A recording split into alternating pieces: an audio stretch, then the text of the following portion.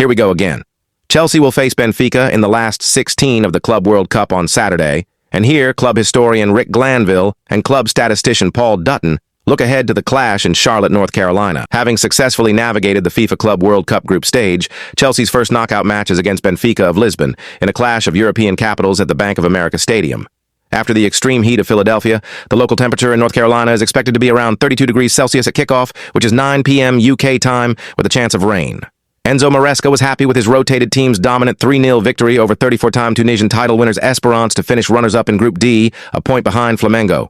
It racked up the Londoners' 16th win and 12th clean sheet across the past 22 matches on all fronts. Liam Delap delivered his first goal in the rampant Lion shirt. Teenager Tyreek George netted, and plenty of youngsters enjoyed playing minutes while regular starters were shielded from the excesses of the East Coast heatwave.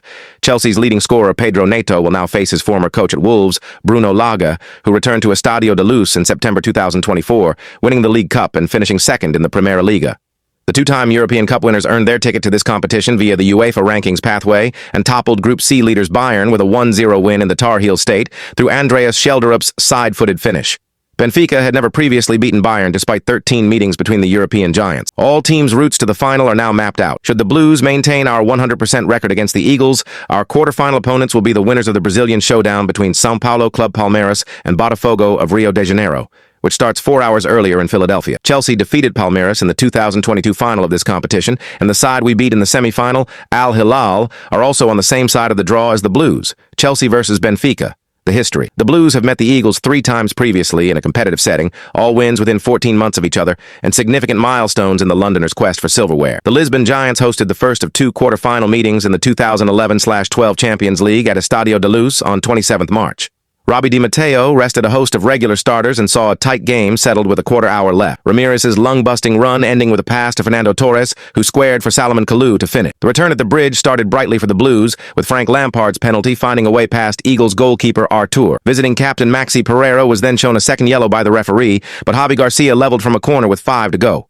However, the most memorable incident was Raul Meireles ramming home from long range for a 2-1 Chelsea win and celebrating as only a former Porto player would in front of fans from the Portuguese capital. Chelsea famously went on to win that competition in Munich, but a poor defense of the title in 2012-13 meant demotion to the Europa League, where the Blues eventually met Benfica in that competition's final at the Amsterdam Arena on 15th May 2013. The Londoners' 2-1 victory brought the Europa League trophy to England for the first time, despite Torres' second-half opener being cancelled out by Oscar Cardozo's penalty. The winner came from the head of Serbian defender Branislav Ivanovic, just as extra time beckoned, and for 10 days, the Blues were in possession of Europe's top 2 trophies simultaneously. 2025 Club World Cup regulations. As we enter the knockout stage, the 16 remaining clubs are allowed to add 2 players to their Club World Cup squad between June 27th and July 3rd.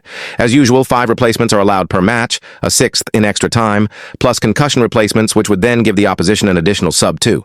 Goal line technology, VAR, a new advanced semi-automated offside system alerting assistant referees to raise their flag immediately for clear offsides, and referee body cams are used in this competition. Should any knockout tie be level when normal playing time expires, 2 15-minute periods of extra time will be played followed, if required, by a penalty shootout. Players who accumulate 2 cautions must serve a 1-match suspension. Chelsea have 6 on 1. Tosin Adarabioyo, Moises Caicedo, Marc Cucurella, Liam Delap, Reece James, and Pedro Neto. Single yellow cards will be cancelled after the quarterfinals. The final will take place at New Jersey's MetLife Stadium on the 13th of July 2025. There is no 3rd-4th place playoff match. Know this, the record for our youngest ever Club World Cup goal scorer was broken twice against Esperance by our 8th and 9th scorers in the competition's history.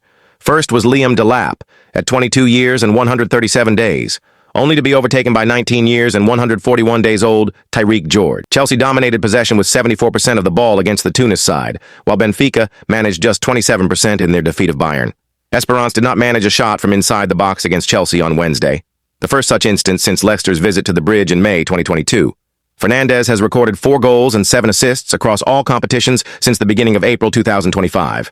Pedro Neto is all-time joint leading scorer for the Blues in Club World Cup tournaments, alongside 2021-2022 winner Romelu Lukaku. Chelsea goal scorers in Club World Cup: Pedro Neto, 2 Romelu Lukaku, 2 Tyreek George, 1 Liam Delap, 1 Tosin Adarabioyo, 1 Enzo Fernandez, 1 Kai Havertz, 1 Juan Mata, 1 Fernando Torres, 1 own goal, 1. The Premier League has written to Chelsea to seek clarification over the club's position with ticket resellers, amid controversy over Todd Bailey's involvement in Vivid Seats. Bailey is both a director and investor in Vivid, described as an unauthorized ticket seller by the league, and also owns a 13% stake in Chelsea. The website lists Chelsea matches on its platform, with some tickets last season at Stamford Bridge going for as much as £20,000. It is not allowed to operate in the United Kingdom, although is permissible overseas. Chelsea Supporters Trust asked the Premier League to act and investigate the situation, which it believes is both a breach of trust and a clear conflict of interest, in an open letter issued in March. Premier League CEO Richard Masters has explained it is discussing the matter with Chelsea in a situation described as ongoing at a Football Supporters Association event last week. The Supporters Trust has also submitted evidence against the American company to the government's Department for Culture, Media and Sport, DCMS. Boyle, Chelsea and Vivid have been contacted for further comment.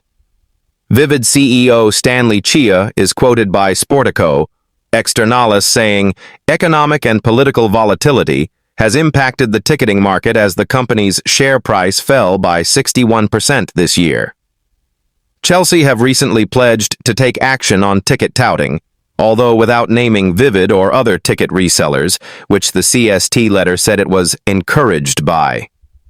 There have been concerns about a flat atmosphere at Stamford Bridge, highlighted by previous manager Mauricio Pochettino and echoed by current head coach Enzo Maresca at times last season, amid trials of a singing section in the Conference League. Chelsea are currently participating in the Club World Cup in the United States and next face ES Tunis in Philadelphia on Tuesday night. Chelsea transfer priority clear as Jamie Gittins, João Pedro and Mohamed Kudus talks. Held Borussia Dortmund winger Jamie Gittins is intent on joining Chelsea this summer and is expected to move to Stamford Bridge if the two clubs can agree a transfer fee. Gittins has already agreed personal terms with Chelsea, but a move was not finalized during the first summer transfer window after Dortmund rejected the Blues' $42 million bid. The second window is now open, and Standard Sport understands that Chelsea's priority remains Gittins, who also views Stamford Bridge as his preferred next destination. The Blues want to add a right-footed left winger to their squad before the new season and are likely to approach Dortmund with a revised offer.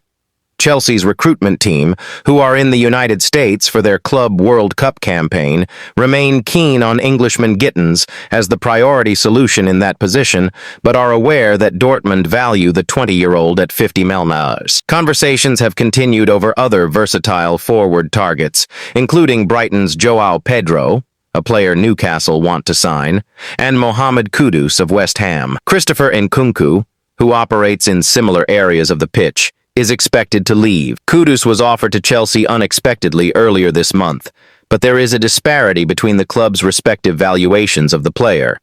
He has a 100 million, 85 million release clause for Premier League sides inserted into his contract, which is active for the first 10 days of July. Also on Chelsea's list of forward targets is 20-year-old Malik Fofana, though talks are not advanced. The Belgian international enjoyed a fine season at Lyon. Chelsea's plan to sign a right-footed left winger follows the decision not to complete a permanent deal for Jadon Sancho after his season-long loan. The Englishman returned to Manchester United because his salary expectations were not aligned with the club's performance-driven wage structure. The Blues had to pay a $5 million fee for not meeting their contractual obligation to buy Sancho. Eintracht Frankfurt's $84 million valuation of forward Hugo Ekitike is viewed as off-putting by a number of interested clubs, including Chelsea and Arsenal.